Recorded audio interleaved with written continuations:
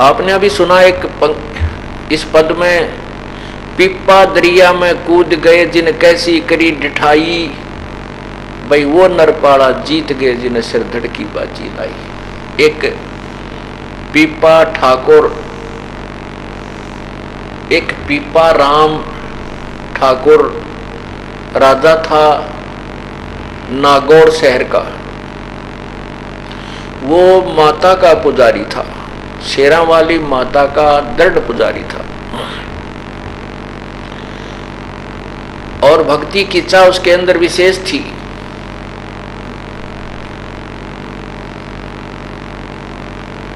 भक्ति की चाह उसके अंदर विशेष थी, और वो संतों महात्माओं के समागम अपने घर पर करवाया करते थे। उधर से पूर्ण परमात्मा कबीर देव जी काशी में प्रकट थे, और स्वामी रामानंद जी को उन्होंने तत्व ज्ञान से परिचित करवा दिया था। उसके बाद रामानंद जी की मंडली उस तत्व ज्ञान का ही प्रचार किया करती थी, आन उपासना को मना करने लगे। एक दिन रामानंद जी की मंडली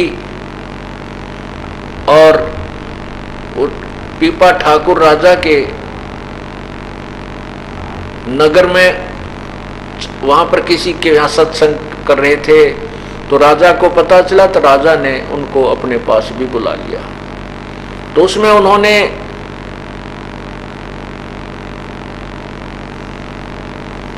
पूर्ण परमात्मा की महिमा का गुणगान किया, और अन्य जो पूजाएं थी उनको छोड़ने के लिए प्रेरित किया। राजा ने कहा कि महात्मा जी, मैं तो शेरा वाली माता की पूजा करता हूं, मैं इससे ऊपर किसी शक्ति को नहीं मानता, कोई पावर नहीं है। तब रामानंद जी ने कहा कि अब तो हम जा रहे हैं और फिर आएंगे। तो उस पीपा जी ने कहा कि मेरे से माता साक्षात बातें करती है, मैं आपकी बातों में आने वाला नहीं हूं। तब रामानंद जी ने कहा कि आप माता की जब भी कोई पूजा करते हो, जब आपसे वो साक्षात्कार हो उनका, तो आप उससे पूछना कि आपसे ऊपर कोई शक्ति है कि नहीं। अब रामानंद जी वहां से चले गए अपनी मंडली को लेकर के। अब राजा ने अपनी विधिवत पूजा की, उसको तो कसक लगी, और फिर वो माता का साक्षात्कार हुआ। तब माता से प्रश्न किया कि हे माता, हे दुर्गा, क्या आपसे भी ऊपर कोई शक्ति है? तो दुर्गा ने कहा, हाँ भाई, मेरे से ऊपर भी शक्ति है, क्योंकि ये देवता है, ये झूठ नहीं बोलते हैं, तो हम इनकी महिमा उलट सुलट गाते रहते हैं। तो उसने कहा, भाई मेरे से ऊपर बहुत बड़ी शक्ति है, लेकिन वो तुम्हें मिल नहीं सकती, वो दर्शन नहीं देती, उसकी साधना व्यर्थ है। इस बात की खटक और लाएगी पीपा का, भाई जब इन तो ऊपर शक्ति है और वो कहते हैं वो दर्शन देती है, जो अभी संत आए थे। तब उसने कहा, माता, अभी वो संत जो आए थे वो कह रहे थे कि वो शक्ति की प्राप्ति हो सकती है उस परमात्मा की। ने बोली, भाई अगर तूने उससे उस परमात्मा से मिलना, हर कोई मिलाने वाला मिल जाता तो कोशिश कर लेना। यूं कहकर अंतर्ध्यान हो गई।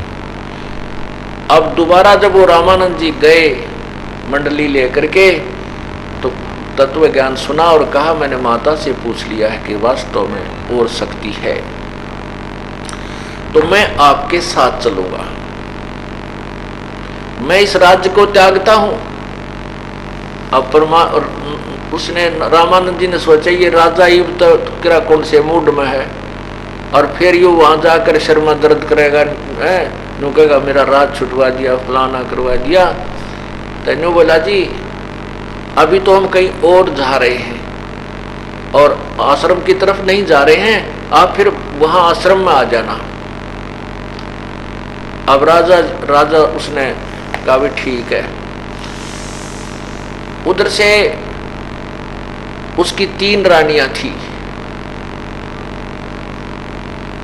हाँ, उसकी 3 रानियां थी, राजा पीपा की। तो वो तीनों रानियों ने भी कहा कि हम भी आपके साथ चलेंगी, हम भी आपके साथ चलेंगी। अब पीपा जी को समस्या होगी, उसने रामानंद जी से कहा कि हे गुरुदेव, या तो समस्या ज्यों की तो रहेगी, ये रानियां मेरे साथ फिर चलेंगी, वो बखेड़ा वहां फिर रहेगा, इनकी रोज लड़ाई रहेगी, मैं इनके सुलटाने में लग गया रहूंगा। हे भगवान, अब इन तो पीछा और छुटवाओ, आप पर कोई विधि बताओ। तब परमात्मा रामानंद जी ने कहा कि एक तरकीब है, तीनों को बुलाओ। अब तीनों रानी, परमात्मा बोले भी, रामानंद जी बोले भी ठीक है, तुम भी हो लो तैयार, राजा के साथ चल पड़ना। तो तीनों की तीनवा ने सारे गहने पहन लिए, कोटी जितने भी थे, हार भी, दो आड़े वो सोने के कड़े बना रखे जो भरा भरा पहरा करते राजस्थानी है, और पाया में भी और काना में भी, सारे पूरी लद पद होगी सोने में, और बढ़िया सुंदर कपड़े पहन लिए। तीनों अपना तैयार होकर आगे चलो हम भी चलेंगे। अब बता, ये कोई वैराग धारण करने की तरीका था उनका। तब रामानंद जी बोले, बहन बेटी बात सुनो। अब पीपा से कहा कि मैं तरीका बताऊंगा, तो बोलिए मत। ठीक है जी, आप जैसे कोई। तो रामानंद जी बोले, बेटी जिन्होंने पीपा जी के साथ चलना है, ये सारे गहने जेवरात तार कर धर दो, रास्ते में करा कौन लूट ले, न मेरा कितने ठग मिलेंगे। अब वो तीनों चली गई। उनमें से एक का नाम सीता था। उस सीता ने तो सारे गहने तार तोड़कर धर दिए और सिंपल ड्रेस पहन ली, साधारण से साड़ी, और उन दोनों ने नहीं उतारे। जब राजा ने, वो सीता तो आके खड़ी होगी जी मैं तैयार हूं, मैंने तो ये सब उतार दिए गहने। वो दोनों कहने लगी, गहने ना छोड़ा हम, ये ना छोड़े हमारे पे, हम ना चलते, हम ना जाते, गहने कौन छूटे। तो परमात्मा और रामानंद जी बोले, ले भाई आधी बीमारी तक कटी, एक रहेगी, अब इसने भी देखते हैं। तो उसने कहा, बेटी वह जो सीता रह गई थी कि बेटी ऐसे नहीं चला जाएगा, वहाँ तो मेरा ने कितनी बुढ़ी अच्छी सुननी पड़ेगी दुनिया की, कि कौन क्या क्या कहेगा, तुम्हारी जवान अवस्था है बेटी, वहाँ ऐसे नहीं जाया जाएगा।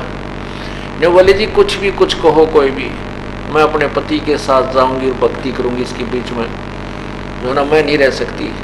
तो उसने कहा, बेटी अगर आपने चलना है तो ये साड़ी उतार दे, नग्न होके चलना पड़ेगा तुझे हमारे साथ। सीता बोली, अभी ले। वो जब लागी साड़ी उतार, तब रामानंद बोले, बस बेटी बस बस डट जा। तब कहा, पीपा ये तेरा बिल्कुल सच्चा साथी है, ये आत्मा परमात्मा को चाहने वाली है, ये तुझे बाधा नहीं करेगी भक्ति में, कहीं पर भी आप इसको साथ ले सकते। अब रामानंद जी तो दूसरी साइड में चले गए और कहने लगा, अब तू आ जाइए, अब फिर देख कमजोरी। अब राजा ने क्या किया, घोड़े हैं और उन पर नरा धन धर लिया, कूड़ा ले जाऊंगा, फिर वो धन धर के घोड़िया पे अब भंडारा करूंगा गुरुजिया के पास जाके, और घने घोड़े ले रहा। तो 5-7 दिन के बाद वो रामानंद जी के आश्रम में पहुंच गया, सारे साजबाज ने लेकर, सैनिक भी साथ में। तब रामानंद जी के पास राजा पहुंचा, साथ में वो उसकी पत्नी थी। तो रामानंद जी ने कहा, अरे खूब, वो तो राजा वाली वेशभूषा में था जब तक। तब रामानंद जी ने कहा कि, स्वामी जी ने कहा कि राजा यहाँ तो आपने दास बन के रहना होगा, राजा बनकर नहीं, और जितने भी तेरे ये घोड़े गाड़े हैं इनने भाई तो छोड़ा वापस, इनके यहाँ कहाँ रखेंगे। तो उसी समय कहते हैं उसने सारे घोड़ों को वहीं बेचकर जितना धन था और सारे का भंडारा करवा दिया गुरुदेव के आदेश से, और सीता और वो दोनों रहने लगे। एक दिन क्या हुआ, ये घोड़े बहुत होते हैं, संत विश्वासी होते हैं। तो पीपा और सीता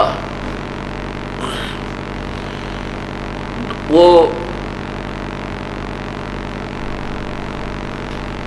जमुना के किनारे बनारस में, काशी में घूम रहे थे।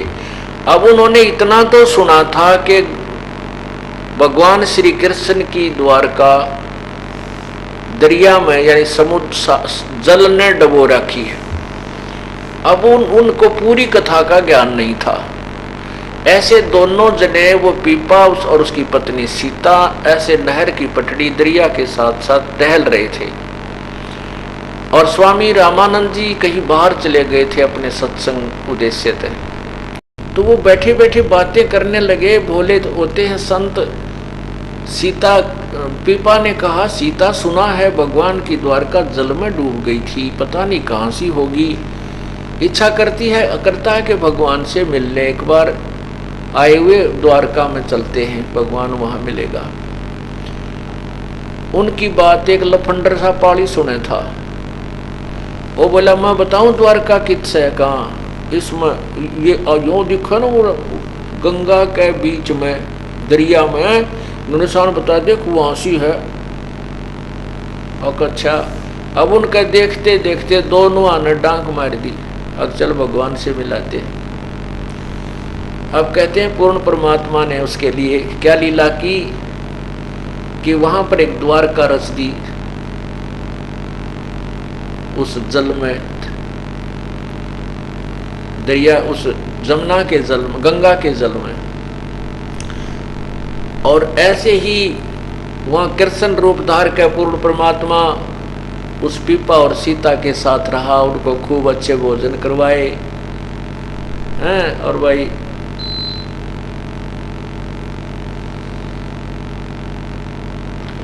एक यानी 7 दिन तक उनको वहां रखा मेहमान बना करके। उधर से क्या हुआ कि वहां आसपास नगरी में शोर मच गया कि 2 भगत, 2 साधु और गंगा में डूब कर मर गए। उस पाड़ी ने धमकावे, सारे उस ग्वाले को धमकावे और उसको बुरा भला के निकम्मे, तूने क्या किया, यू तूने क्या कहा इनको। उस पाली ने बताया, ग्वाले ने कहा कि ये मेरे से न्यू पूछे थे कि यहाँ बताते हैं द्वारका है जल में, वो कहाँ सी है। मैंने तो मजाक कर दिया, कुआरी इसको बीच में है, वो बीच के अंदर है दरिया में। इन्होंने मेरी दूसरी बात सुनी है, कोई ना डांक छलांग लगा दी। दो भक्त मर गए, 2 भक्त मर गए। दरिया का पानी था, उसमें लाश भी ना पावे, तेरा कित जावे। तो कहते 7 दिन तक परमात्मा ने वो वहां रखे। और 7वें दिन कहने लगे, भगवान हम जाते, हमारे गुरु जी आगे होंगे। पूर्ण परमात्मा बंदी छोड़ने का, अच्छा बेटा जाओ, और यूं करो, ले एक अंगूठी दे देता हूं। दोनों के इसी बढ़िया सोने की अंगूठी छाप पहना दी और उस पर लिख रखा कृष्ण, श्री कृष्ण। क्योंकि वो श्री कृष्ण माता तो ऊपर के श्री कृष्ण जी ने मान बैठे, क्योंकि अब पुराना रंग भी जल्दी से नहीं जाता, तो उस पर लिखा श्री कृष्ण। वो दोनों बार आए 7वें दिन, तो वहां आसपास के लोग देखे रहे आदमी, ये दोनों जिंदे आ गए। तो सारे भाग के इकट्ठे हो गए, खेतों वाले कहने लगे, आप मर गए थे। तो बोला, हम क्यों मरे, वो जो भगवान नहीं बचते, हम तो भगवान से मिलकर आए हैं, श्री कृष्ण जी की द्वारका में गए थे और वहाँ 7 दिन भगवान के साथ वहाँ ग्वाल बालों में खेल कर आए हैं। वो कहने लगे, नहीं जस्ती देखो, भगवान ने हमारे को छाप दी है अंगूठी, दोनों पैर एक एक। अब पुण्यात्माओं,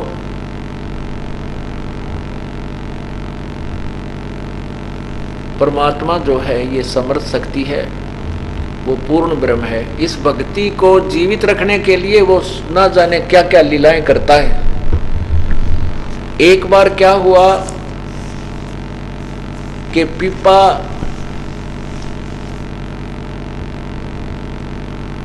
और सीता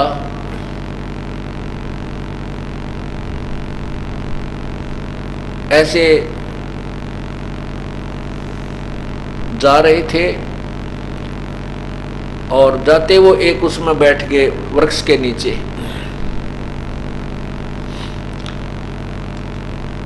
एक सेठ वहां पर आया और उसने कहा कि बाबा जी तेरे को भूख लगी होगी। कहाँ भाई, भूख तो लगी जाती है। तो उनको भोजन कराया, अच्छी तरह आहार करवाया।